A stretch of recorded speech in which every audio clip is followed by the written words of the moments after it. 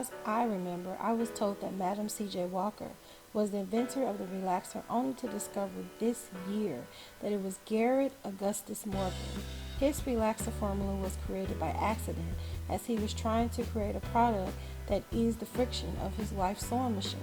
After testing the product on animal hair and then himself, he realized this product was great for straightening black hair. But I digress, as this video is not about Mr. Augustus at all, but the first known inventor of natural black hair products, Annie Turnbo Malone. Annie Minerva Turnbo was born in southern Illinois, the daughter of an enslaved African, Robert and Isabella Cook Turnbo. When her father went off to fight for the Union with the 1st Kentucky Cavalry in the Civil War, Isabella took the couple's children and escaped from Kentucky, a neutral border state that maintained slavery. After traveling down the Ohio River, she found refuge in Metropolis, Illinois. There, Annie Turnbo was later born, the 10th of 11 children. Malone's parents died when she was very, very young. Annie Turnbo was born on a farm near Metropolis in Massac County, Illinois. Orphaned at a young age, she attended a public school in Metropolis before moving in 1896 to live with her older sister Ada Moody in Peoria. There, Annie attended high school, taking particular interest in chemistry. However, due to frequent illness, Annie was forced to withdraw from classes. While out of school, Annie grew so fascinated with hair and hair care that she often practiced hairdressing with her sister. With expertise in both chemistry and hair care, Turnbo began to develop her own hair care products. At the time, many women used goose fat, heavy oils, soap, or bacon grease to straighten their curls, which damaged both the hair and their scalp. By the beginning of the 1900s, Turnbo moved with her older siblings to Lovejoy, known as Brooklyn, Illinois. While experimenting with hair and different hair care products, she developed and manufactured her own line of non-damaging hair straighteners, specific oils, and hair stimulant products for African American women. She named her new product Wonderful Hair Grower. To promote her new product, Turnbo sold the Wonderful Hair Grower in bottles from door to door. She later opened a storefront at Madison and 4th Street. Her hair care line included other beauty products, including her Wonderful Hair Grower.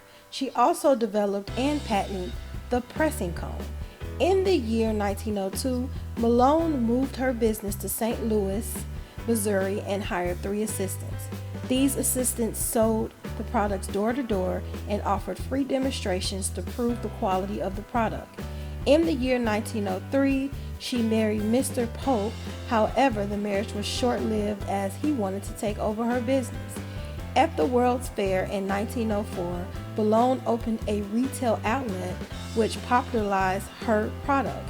She was one of the first African Americans to become a part of this event.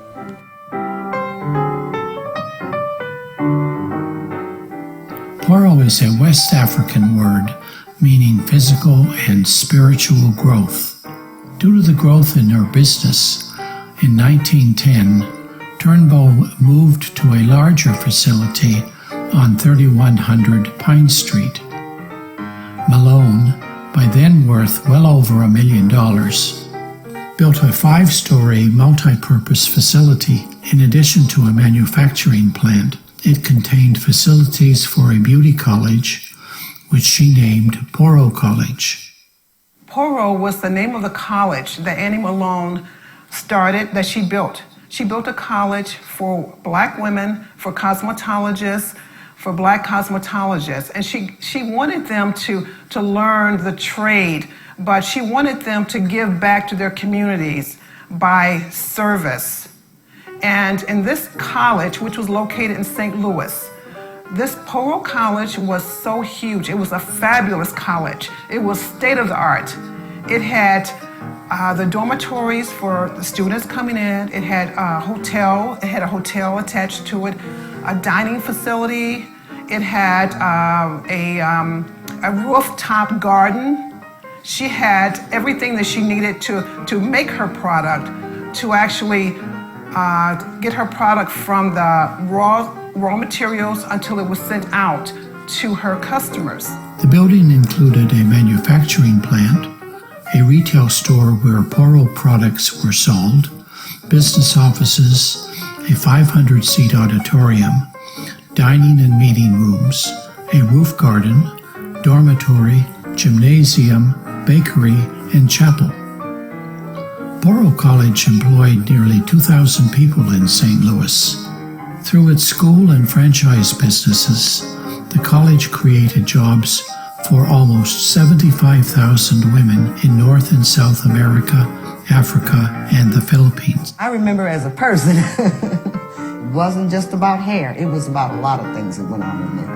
I think about all the jobs. She had a sewing room where they made the uniforms for not only the employees in the building, but they made the uniforms for the college students that came in to learn cosmetology. But she was kind of scary to me. It wouldn't be a traditional biography without briefly mentioning the meeting of Madam C.J. Walker and Annie Turnbo Malone.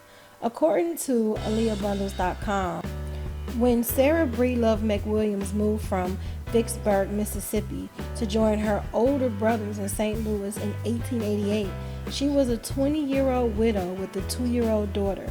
It was the women of St. Paul African Methodist Episcopal Church and the Mite Missionary Society who helped her see that she could aspire to something more than a life of drudgery as a washerwoman.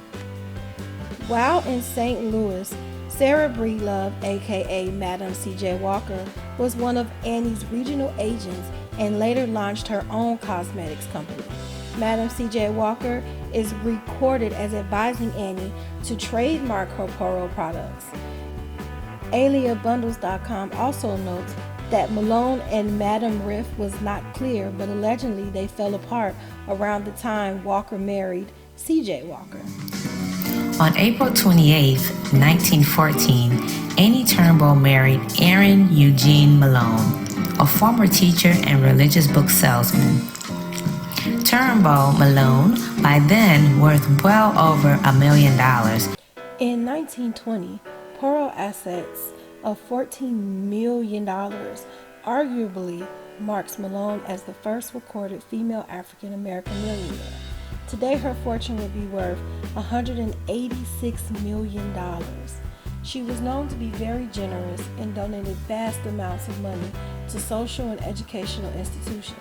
She was noted to make a $25,000 donation to Howard University. At that time, that was the largest gift the university had ever seen. She also made a $10,000 contribution to the St. Louis Colored Orphans Home and served as president from 1919 to 1943. Her being here, but I didn't meet her just as a child, just another lady that was here. Benjamin Allen and his brother lived here for 3 years when his family couldn't support them. He grew up to become a vice president at Edison Brothers and would himself head up the Annie Malone board. I think Annie Malone's existence is probably the glue that helped maintain this area. And the need will always be there because the world we live in, and there's always a place to pull families together and to a place for refuge. Like the Ville neighborhood itself, Annie Malone's business had emerged and prospered in an era of segregation. As changes came, bigger national companies began to market their products to African American women. Yet still for many years, aging Poro agents would get together like sorority sisters, because for many of them, being a Poro agent had been more than just a job. The Poro concept was one to try to empower women. Her original philosophy was to talk to each and every woman and encourage them to find their own inner beauty. She congratulated the people who were Poro agents of hers by encouraging them to buy property, to make investments in organizations. In the year 1927, Annie and Aaron Malone divorced due to a recurring fight over control over the business. Aaron filed for divorce and demanded half of the business. However, she was able to still have control over the business and negotiated a settlement of $200,000. In 1930, Malone moved Poro to Chicago and it became Poro Block. Unfortunately, she was a major target for lawsuits.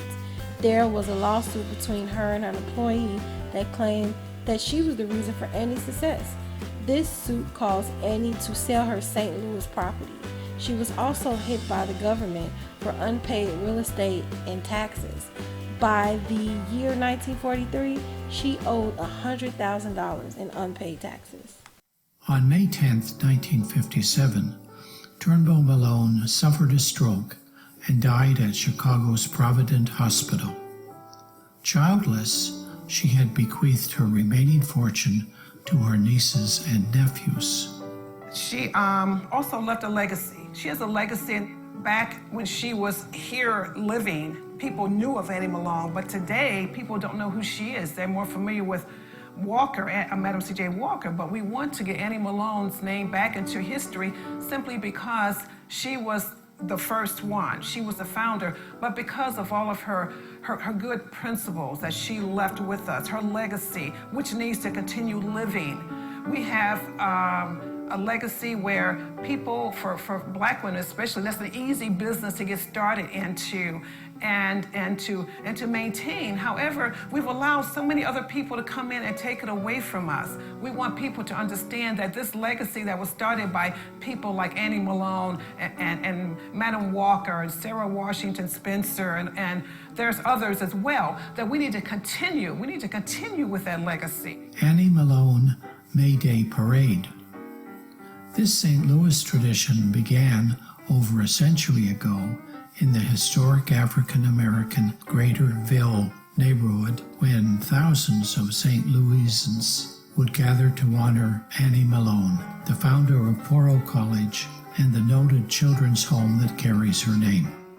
We want people to understand that if she could do all of those things, if she could accomplish all of those feats, and this is back in the early 1900s before there were computers, cell phones, internet, Facebook, LinkedIn. If she could accomplish all of that, 75,000 Poro representatives around the world, then there's nothing today that we cannot do.